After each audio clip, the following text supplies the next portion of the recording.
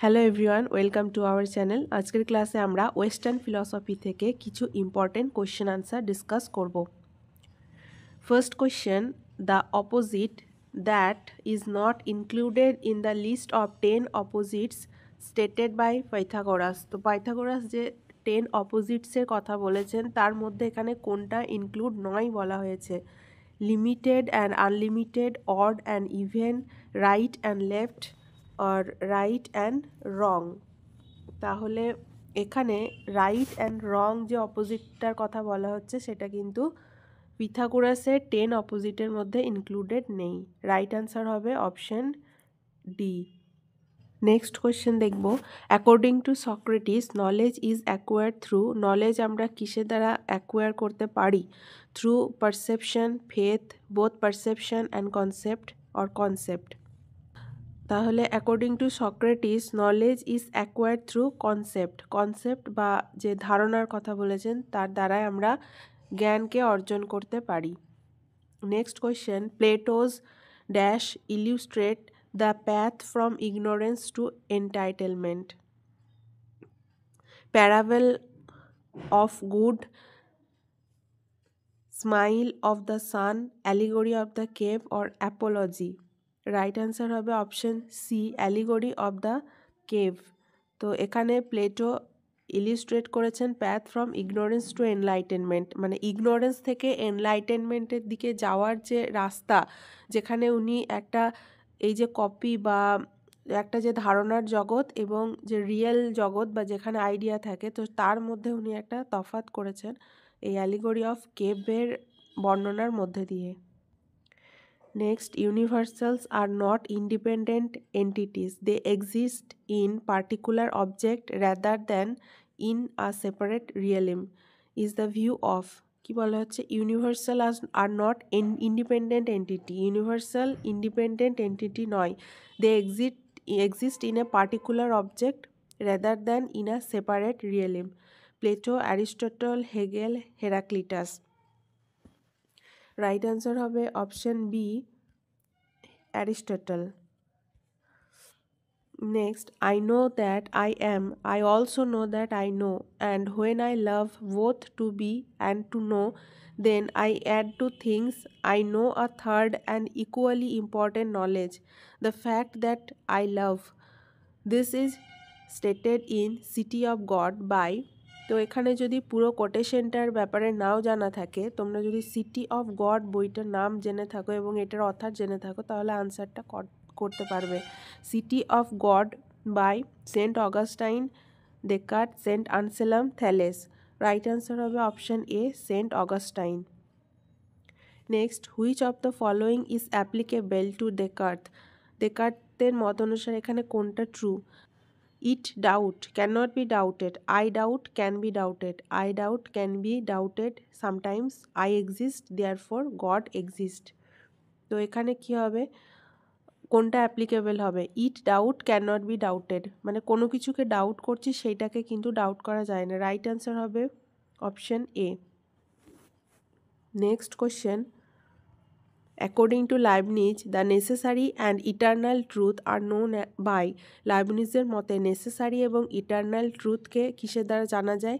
By sensation, intuition, mystic experience or reason.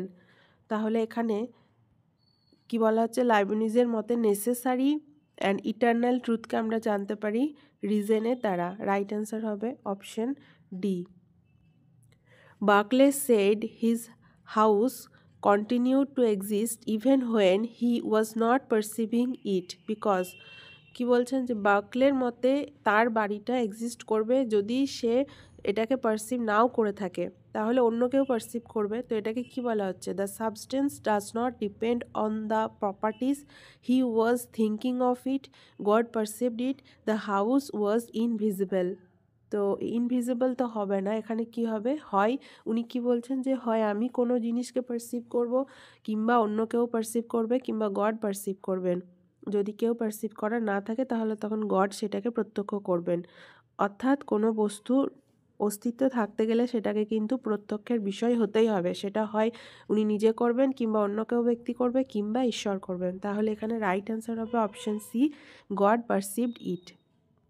Next, according to David Hume, the fundamental difference between impression and ideas is David হিউমের মতে impression এবং আইডিয়ার মধ্যে মূল যে পার্থক্য সেটা কি impression are innate ideas are not মানে আইডিয়াস ইনেট নয় ইমপ্রেশনটা হচ্ছে innate impression are real and ideas are imagination ideas are more vivid and forceful than impression are more vivid and forceful than ideas. Right answer হবে option D. Impression are more vivid and forceful than ideas. Next, according to Kant, dash is not an empirical concept from sense experience. কি বলা হচ্ছে কোনটা empirical concept নয় sense এক্সপিরিয়েন্সের দিক থেকে দেখলে space colour taste material object right answer হবে option A space space and time এটা হচ্ছে যেটা ইন্টারনাল বিষয় এবং এটা এম্পিরিক্যাল কনসেপ্ট নয় রিজন বেসড তাহলে space is not an empirical concept from sense experience next which of the following statement express Anaximenes view অ্যানাক্সিমেনেসের ভিউকে কোনটা এখানে এক্সপ্রেস করছে কোন স্টেটমেন্টটা quality can explain the quantity quantity can explain the quality quantity and qualities are unknown quantity counts and quality controls তাহলে এখানে correct answer হবে quantity can explain the quality right answer হবে option B next question which among the following statement is true about Pythagoras সম্পর্কে কোন স্টেটমেন্টটা এখানে true he believes in rebirth he does not believe in rebirth he is a nihilist he is an atheist Pythagoras প্রথমত theist ছিলেন এবং উনি নিহিলিস্টও ছিলেন না তো এখানে উনি রিবার্থ বা যে জন্মান্তরবাদ সেটাতেও উনি বিশ্বাস করতেন তাহলে এখানে অপশন বি সি এবং ডি হবে না রাইট অ্যান্সার হবে অপশন এ নেক্সট কোয়েশ্চেন এখানে একটা ম্যাচিং দেওয়া হয়েছে প্রথমে হচ্ছে হেরাক্লিটাস হবে flux Democritus atom Pythagoras number আর অ্যানাক্সিমেনেস এয়ার রাইট অ্যান্সার হবে option D Next question, Augustine upheld faith as the starting point towards wisdom, doubt as the starting point towards wisdom, experience as the starting point or sorrow as the starting point to our wisdom. Right answer হবে option A. According to Augustine, faith as the starting point towards wisdom. জ্ঞান লাভের দিকে যাওয়ার যে starting point হচ্ছে faith বা বিশ্বাস.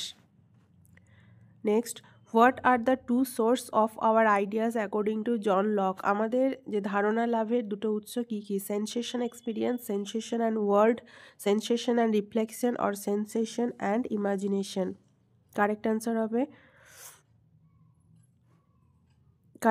হবে option C sensation and reflection are the two sources of our ideas according to John Locke Qualities like motion and rest are dash qualities according to John Locke. Qualities like motion and rest are primary qualities. Motion and rest are primary qualities according to John Locke. According to John Locke, motion and rest are primary quality and color, sound, রূপ, রস, গন্ধ, স্পর্শ, শব্দ এগুলো হচ্ছে secondary quality according to John Locke.